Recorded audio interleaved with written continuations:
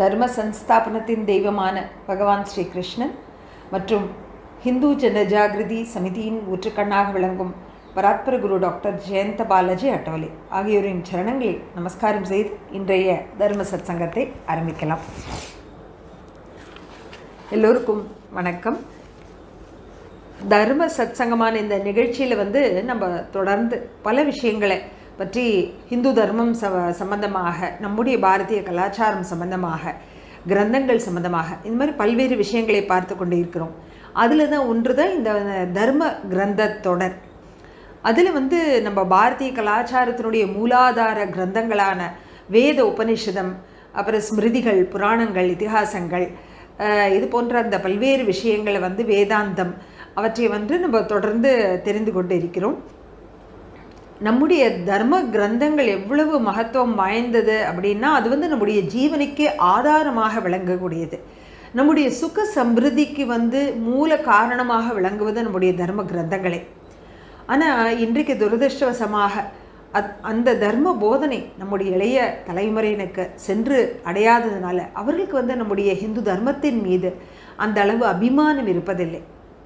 அந்த காரணத்தினால தான் இன்றைக்கு நாம் இந்த தர்ம சத்சங்க தொடரில் நம்முடைய புராதன தார்மீக கிரந்தங்கள் பற்றி நம்ம இந்த தொடர் எடுத்துக்கொண்டதன் முக்கிய நோக்கமே இந்த விஷயங்கள், இதனுடைய மகத்துவம் அந்த இளைய தலைமுறையினருக்கு சென்று அடைய வேண்டும் என்பதே. அதன் மூலமாக அவர்களுக்கு தர்மாபிமானம், தேசாபிமானம் எல்லாம் வளர வேண்டும் அப்படின்ற ஒரு நோக்கத்தோடு இந்த தொடரை நாம் ஆரம்பித்துள்ளோம். இதில் நம்ம இதற்கு முன்பு ஹிந்து தர்மத்தினுடைய ஆணி வேர்களான வேதம் மற்றும் புராணங்கள் விளங்குகின்றன. இன்றைக்கு நாம் பார்க்க இருக்கிறது நம்முடைய பவித்திர கிரந்தமான ஸ்ரீமத் பகவத்கீதை. அது சந்தர்ப்பமான பல சுவையான தகவல்களை நம்ம தெரிந்து கொள்ள இருக்கிறோம். பூர்ணாவதாரமான பகவான் ஸ்ரீ கிருஷ்ணன் அந்த கீதோபதேசத்தை எப்பொழுது செய்தான் அப்படின்னா, இந்த குருட்சேத்திர யுத்தம் ஆரம்பிப்பதற்கு முன்பு அர்ஜுனனுக்கு அதை உபதேசித்தான். ஆனால் அர்ஜுனன் ஒரு நிமித்த மாத்திரமே தவிர அது அர்ஜுனனுக்கு மட்டுமே உபதேசிக்கப்பட்டதில்லை. சகல அகில மனித குலத்திற்கும் எந்த காலத்திற்கும் ஏற்றதான ஒரு தர்ம போதனையாக அந்த பகவானுடைய வாக்கு இன்றைக்கும் விளங்குகிறது. இன்றைய தர்ம சத்சங்கம் தொடரில் நம்ம முதல்ல இந்த ஏற்கனவே பார்த்தோம் மகாபாரதத்தினுடைய சாரம் என்ன அப்படின்னு. ஆனால் அது ரொம்ப மகத்துவம் நிறைந்த விஷயம் என்பதனால அது மறுபடியும் ஒரு முறை பார்த்துவிட்டு பிறகு ஸ்ரீமத் பகவத்கீதைக்கு நம்ம செல்ல இருக்கிறோம். இப்போ மகாபாரதத்தினுடைய சாரம் என்ன அப்படின்னா அது தர்மம் தான். மகாபாரதத்தில் எந்த நிகழ்வை வர்ணித்தாலும் வேத வியாசர் அந்த தர்மத்தினுடைய வியாபகத்தன்மை அதில் எவ்வளவு நிரம்பி உள்ளது என்பதை ஒரு வர்ணிப்பதில் அதிக முக்கியத்துவம், அதிக மகத்துவம் அவர் அளித்திருக்கிறார். அதனால் முழு பாரதத்திலுமே அந்த தர்மத்தினுடைய நாம எதிரொலியே வருகிறது அப்படின்னு நம்ம சொல்லலாம். இது எப்படின்னா, வேதங்களினுடைய சாரம் எப்படி காயத்ரி மந்திரமோ அதுபோன்று அந்த மகாபாரதத்தினுடைய சாரம் தர்மம் அப்படின்னு நம்ம கூறலாம். எதோ தர்மஸ் ததோ ஜெய என்ற இந்த கோஷம் மகாபாரதம் முழுவதும் காணப்படுகிறது. கிரந்தத்தினுடைய முடிவில் பாரத சாவித்ரி அப்படின்ற பகுதியில் 4 ஸ்லோகங்கள் முக்கியமாக வருகின்றன. அது மகாபாரதத்தினுடைய இந்த தர்ம நிலைப்பாட்டை பற்றி மிகவும் தெளிவாக, மிக அழகாக, ரத்ன சுருக்கமாக அது விளக்குகிறது. அதில் ஒரு ஸ்லோகத்தை நம்ம இன்றைக்கு பார்க்கலாம். ந ஜாத்து காமான்ன பயான்ன லோபாத் தர்மம் தியஜேஜு விதஸ்யாபி ஹேதோஹோ நித்யோ தர்மஹ சுகதுக்கே த்வநித்யே நித்யே ஜீவோ தாத்துரஸ்ய த்வநித்யஹ. இதனுடைய அர்த்தம் என்ன அப்படின்னா, ஆசை பூர்த்தி அடைவதற்காக பயவசப்பட்டு, பேராசை வசப்பட்டு, அல்லது உயிருக்கு பயந்து அந்த மரண பயத்தினால் கூட ஒருவர் தர்மம் இல்லாத காரியங்களை செய்யக்கூடாது. தர்மத்தை எக்காலத்திலும் கைவிடக்கூடாது. ஏனென்றால் தர்மம் நித்தியமானது. அதுவே சுக துக்கங்கள் க்ஷண நேரம் நீடிப்பவை. அதே போல் அந்த ஜீவன், நம்முடைய ஜீவன் ஆத்மா என்பது நித்தியமானது. ஆனால் இந்த உடல், சரீரம் என்பது அழியக்கூடியது. அதனால் இந்த அழியக்கூடிய இந்த உடலுக்காக நிரந்தரமாக நீடிக்காத ஒரு சுக துக்கங்களுக்காக என்றைக்கும் நித்தியமாக நிரந்தரமாக நீடிக்கக்கூடிய அந்த தர்மத்தை கைவிடலாகாது. அதுதான் மகாபாரதத்தினுடைய ஒரு சாராம்சம். அதையே இந்த ஸ்லோகம் மிக அழகாக நமக்கு வலியுறுத்துகிறது. மகாபாரத் அத்தியந்த தேஜஸ் கொண்டது. மகாபாரதத்தில் ஸ்ரீ கிருஷ்ணர், பீஷ்மர், பீமன், அர்ஜுனன் ஆகிய அனைவருமே அந்த கர்மத்தினுடைய ஒரு மகத்துவத்தை, கர்மம் செய்வதனுடைய மகத்துவத்தை அவர்கள் அதில் பல இடங்களில் எடுத்து கூறியுள்ளனர். அதை கூறியுள்ளதை நம்மளால் பார்க்க முடிகிறது. முக்கியமாக புருஷர்கள் என்பவர்கள் முயற்சி எடுத்துக்கொண்டே இருக்க வேண்டும். அதாவது விதிப்படி நடக்கட்டும் அப்படின்னு ஒரு சோம்பேறித்தனமாக இல்லை ஒரு பலவீனமான மனத்தோடு அந்த கர்மாக்களை கைவிடக்கூடாது என்பதே பகவான் ஸ்ரீ கிருஷ்ணனுடைய உபதேசம். இந்த கிரந்தத்தில் அதோடு ஒரு எச்சரிக்கை உணர்வு, வீர உணர்ச்சி, முன் தயாரிப்பு, இது போன்ற பல விஷயங்கள் எப்படி நம்ம எடுக்க வேண்டும் அப்படின்ற விஷயங்களும் இதில் நிறைந்து காணப்படுகின்றன. இது சம்மந்தமாக மகாபாரதத்தில் பிரவிற்த்தி தர்மத்தினுடைய விஷயங்களை, பிரவிற்த்தி மார்க்கம்னா நம்ம உலக விஷயங்களில் ஈடுபட்டு கொண்டே அந்த தர்மப்படி நடந்து மோட்சத்தை நோக்கி செல்வது, அதுதான் பிரவிற்த்தி மார்க்கம்.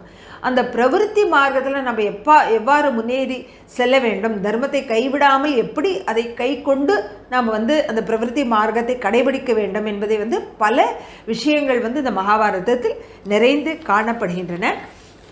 ராஷ்டிரத்தினுடைய முன்னேற்றம், வைபவமான வாழ்க்கை, சாம்ராஜ்ய பதவி ஆகிய மிகப்பெரிய எதிர்பார்ப்புகள் இந்த புருஷர்களுடைய சித்தாந்தங்களில் நிறைந்து காணப்படுகிறது. அதற்காக இரவு பகல் பாராமல் அவர்கள் உழைத்துள்ளனர் இதில் அப்படின்னு நம்ம சொல்லலாம். இப்போ அடுத்து முக்கியமாக அந்த மகாகாவியம், ஆதி காவியம்னு நம்ம சொல்கிறோம் இல்லையா. அந்த மகாபாரதம் மகாகாவியம்னு சொல்லுவோம். ஆதி காவியம் ராமாயணம். இந்த ஒரு மகாபாரதத்தினுடைய ஒரு மிக முக்கியமான ஒரு அங்கமாக ஸ்ரீமத் பகவத்கீதை உள்ளது. அது சந்தர்ப்பமாக உள்ள அதனுடைய மகத்துவம் நம்ம தெரிந்து கொள்ளலாம். பகவான் ஸ்ரீ கிருஷ்ணனை நம்ம வார்த்தைகளால் நம்ம எப்படி வர்ணிக்க முடியும், அவரை பற்றி எப்படி சொல்ல முடியும்? அவரே சம்பூர்ணமான அவதாரம், முழு மகாபாரதத்தின் மைய பொருளாக விளங்குபவர். அதாவது அவரே மையக்கரு, அவர் இல்லாமல் அந்த மகாபாரதமே கிடையாது அப்படின்னு கூட நம்ம சொல்லலாம். ஸ்ரீ கிருஷ்ணன் மூலமாக அர்ஜுனனுக்கு உபதேசிக்கப்பட்ட அந்த ஸ்ரீமத் பகவத்கீதை மகாபாரதத்தினுடைய மணி மகுடமாக ஒளி வீசுகிறது. மகாபாரத பீஷ்ம பர்வதத்தில் 25 முதல் 42 வரை உள்ள அத்தியாயங்களில் கீதோபதேசம் வருகிறது. இது ஹிந்து தர்மத்தின் மற்றும் நீதி விஷயங்களின் மூலாதார கிரந்தமாக கருதப்படுகிறது.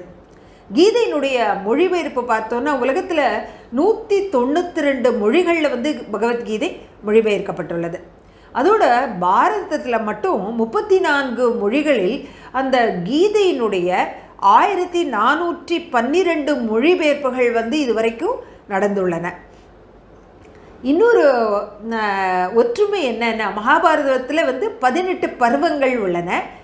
அதே போல் ஸ்ரீமத் பகவத்கீதையில் 18 அத்தியாயங்கள் உள்ளன. இது இவை ரெண்டிற்கும் உள்ள ஒரு ஒற்றுமை. ஸ்ரீ கிருஷ்ண பகவானே அந்த பகவத்கீதையினுடைய கர்த்தா. அவர் என்ன சொல்கிறார், தன்னுடைய வாக்குனால் அந்த கீதையினுடைய மகத்துவத்தை எப்படி கூறுகிறார் அப்படின்னா, கீதாமே ஹிருதயம் பார்த்த அப்படின்னு கூறுகிறார். அதாவது அர்ஜுனா, கீதை என்பது என்னுடைய ஹிருதயமாகும் அப்படின்னு பகவான் சொல்கிறார். இது போன்று கீதையை சர்வசாஸ்திரமயி அப்படின்னு கூறுவதும் வழக்கம். ஏனென்றால் எல்லா சாஸ்திரங்களையும் மத்தால கடைந்து அதிலிருந்து திரண்டு வரக்கூடிய வெண்ணெய் போன்ற அமிர்தமயமாக விளங்குவது தான் ஸ்ரீமத் பகவத்கீதை. இந்த திவ்ய தகவல்கள் ஏதோ ஒரு குறிப்பிட்ட ஜாதி சம்பிரதாயங்களுக்கு மட்டுமே ஏற்றது அப்படின்றது கிடையாது. இது சகல மனித குலத்திற்கும் ஏற்றதாக ஒரு தர்ம போதனையாக இந்த கிரந்தம் விளங்குகிறது. மனித குலத்திற்கே ஒளி விளக்காக விளங்குகிறது, தீபஸ்தம்பமாக விளங்குகிறது அப்படின்னு நம்ம சொல்லலாம். அந்த ஸ்ரீமத் பகவத்கீதை அந்த வார்த்தையினுடைய அர்த்தம் கூட மிக அழகான ஒரு அர்த்தம், அதையும் நம்ம தெரிந்து கொள்ளலாம். அதில் முதல் பகுதியான இந்த ஸ்ரீமத் அப்படின்னா பகவானுடைய வாக்கினால் வெளிப்பட்ட, பக அப்படின்னா சூரியனை போன்ற தேஜஸ், அப்புறம் வத் அப்படின்னா பிரகாசிப்பதற்கு எது உதவுகிறதோ அத்தகைய கீதை அப்படின்னு அர்த்தம். அதாவது சாக்ஷாத் பகவான் மூலமாக சொல்லப்பட்ட இந்த கீதையானது அந்த சூரியனை போன்று பிரகாசிக்கக்கூடிய தேஜஸை நமக்கு வழங்குகிறது. அதுதான் அந்த ஸ்ரீமத் பகவத்கீதை அப்படின்ற அந்த வார்த்தையினுடைய அர்த்தமே எவ்வளவு ஒரு அற்புதமான அர்த்தம் கொண்டதாக, அர்த்த புஷ்டியாக நிறைந்ததாக அந்த தலைப்பே விளங்குகிறது. ஸ்ரீமத் பகவத்கீதை அமிர்தவாணி அப்படின்னு நம்ம சொல்லலாம். கீதையினுடைய அமைப்பில் பார்த்தோன்னா எங்குமே ஒரு தொய்வோ இல்லை ஒரு இறுக்கமோ இருந்ததில்லை. எப்படி ஒரு தெளிந்த நீரோடை சரளமாக சுலபமாக அது பாட்டுக்கு ஓடி கொண்டிருக்கிறதோ அது போன்ற ஒரு சரளமாக சுலபமாக ஒரு வார்த்தை கூடுதல் இல்லாமல் ஒரு வார்த்தை குறையாமல் ரத்ன சுருக்கமாக அவ்வளவு ஒரு கச்சிதமாக அந்த ஸ்ரீமத் பகவத்கீதை அமைக்கப்பட்டுள்ளது. இது முக்கியமான பார்த்தோன்னா ஆன்மீக வித்யா அதனுடைய மூல கிரந்தம் இது ஸ்ரீமத் பகவத்கீதை. கீதையினுடைய துவனி எப்படி இருக்கு அப்படின்னு பார்த்தோன்னா ஒரு நண்பனுடைய ஒரு அமுதவாணி எப்படி ஒரு இனிமையாக ஒரு நண்பன் எடுத்து கூறுவானோ. ஏன்னா பகவான் கிருஷ்ணனே அர்ஜுனனுக்கு நண்பன் தானே, அது சக்கிய பக்தி தானே பண்ணின அர்ஜுனன். அதனால் ஒரு நண்பனன் போல ஒரு ஹித்தமாக இனிமையாக அதை எடுத்து உரைக்கும் அந்த துவனியோடு அந்த ஸ்ரீமத் பகவத்கீதை உள்ளது.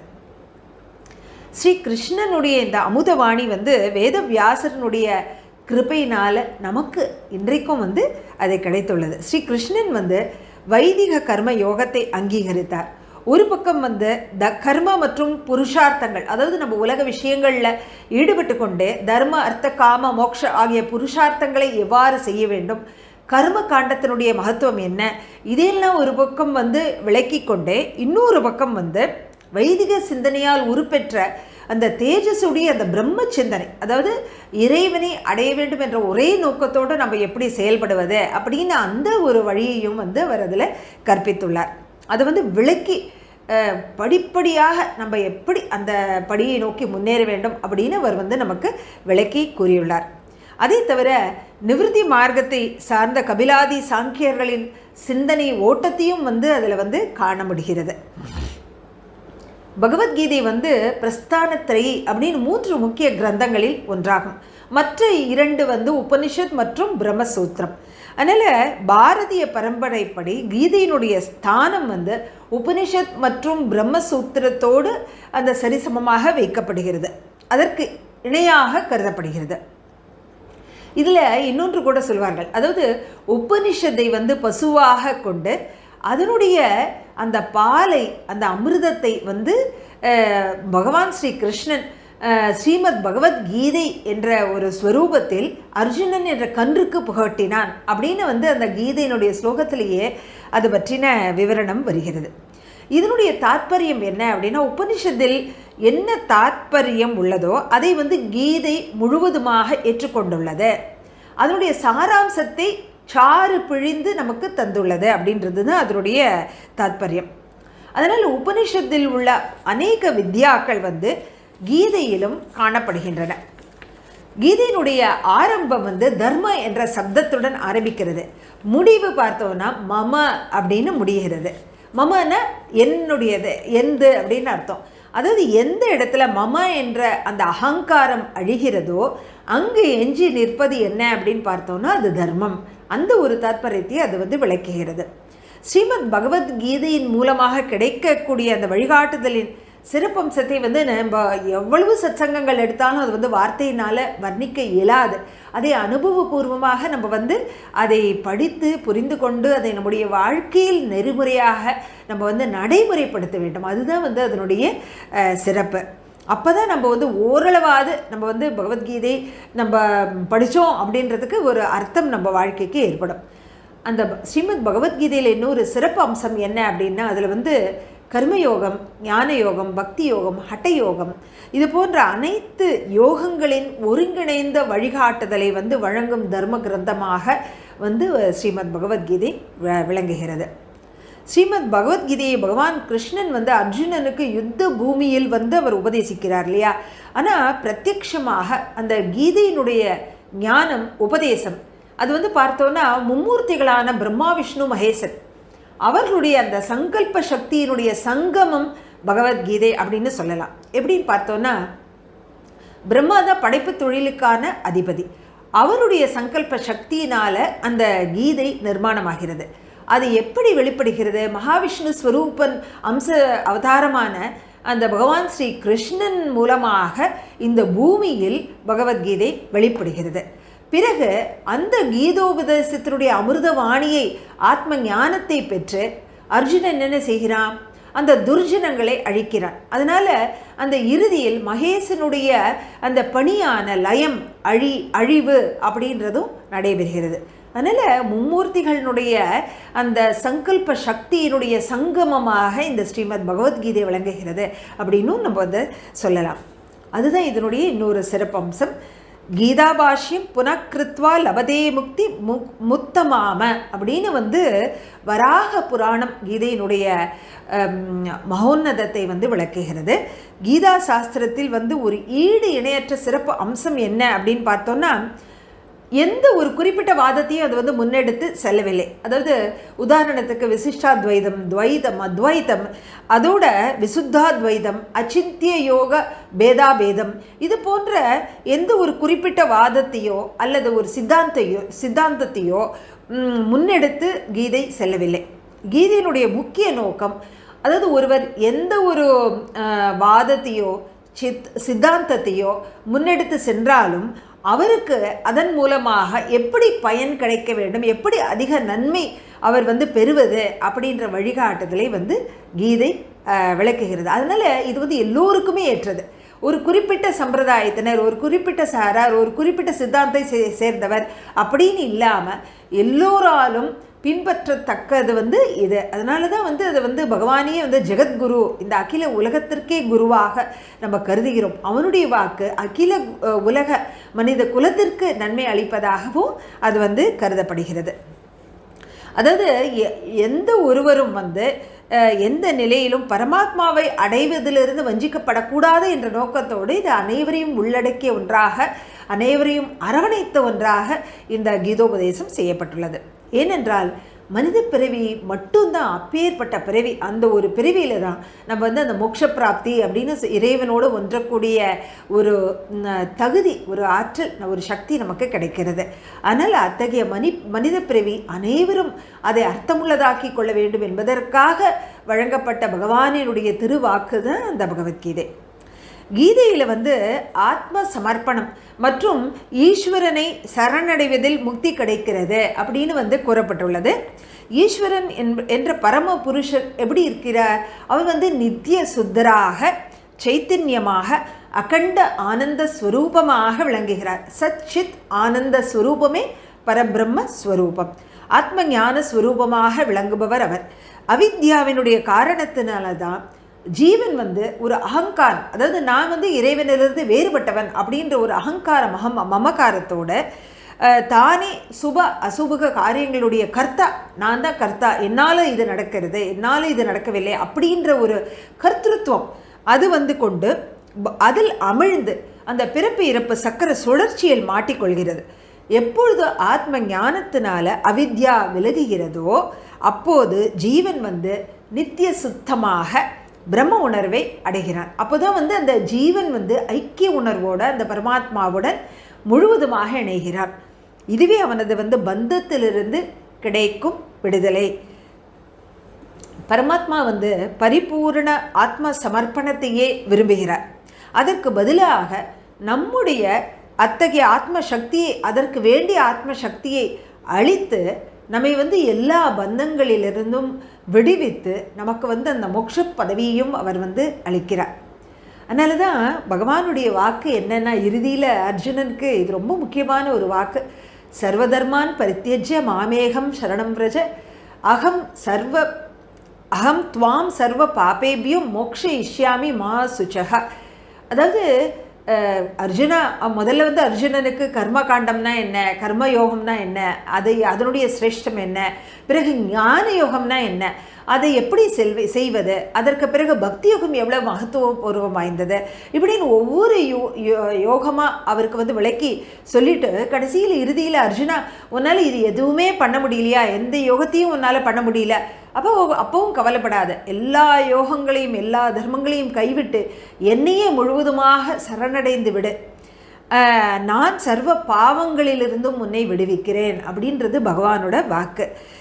பாவ கர்மா குறைந்த பிறகு ஜீவனுக்கு ஞானம் ஏற்படுகிறது. அதுதான் அந்த தாத்பரியம். அதாவது பூரண சரணாகதி அடைந்த பிறகு அவர்களுக்கு எந்த ஒரு தர்மமோ எந்த ஒரு யோகமோ தேவை இருப்பதில்லை. எல்லாவற்றையும் பகவானே யோகக்ஷேமம் வகாமியகம்னு எல்லாவற்றையும் அவனே பார்த்து கொள்கிறான். அதுதான் அதனுடைய சாரம். பகவத்கீதையாக அந்த கிரந்தம் மனிதனுக்கு ஆதர்ச வாழ்க்கை வழிமுறையை காண்பிக்கும் வழிகாட்டியாக உள்ளது. அது ஏதோ ஒரு தத்துவ போதனை வேதாந்த சிந்தனை அப்படின்னு இல்லாமல் அன்றாடம் நம்ம எப்படி நடந்துக்கணும், நம்மளோட அன்றாட வாழ்க்கையில் நம்முடைய பேச்சு நடைமுறை பாவனைகள் சிந்தனைகள் உணவு உடை உறக்கம் இது போன்ற அனைத்து விஷயங்களும் எப்படி இருக்க வேண்டும் என்பதை பகவான் மிக தெளிவாக அதில் அவ்வளோ அழகாக அவர் கூறியுள்ளார்.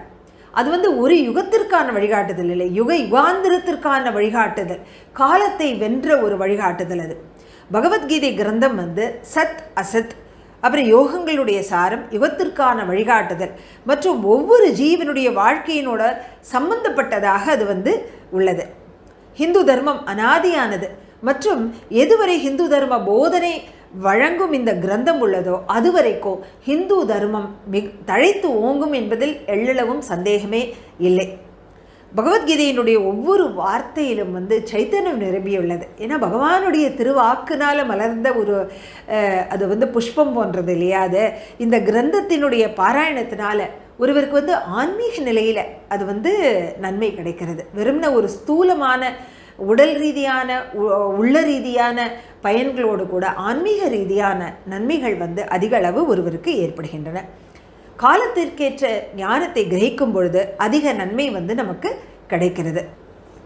இப்போ இருக்கக்கூடிய இந்த கலியுக சூழ்நிலை எப்படி இருக்குது, தமோகுணம் நிறைந்ததாக இருக்கு இல்லையா. அதனால் இந்த காலத்தில் இந்த கிரந்தத்தை படித்து அதன்படி நடப்பவருக்கு நிச்சயமாக நன்மையே உண்டாகிறது.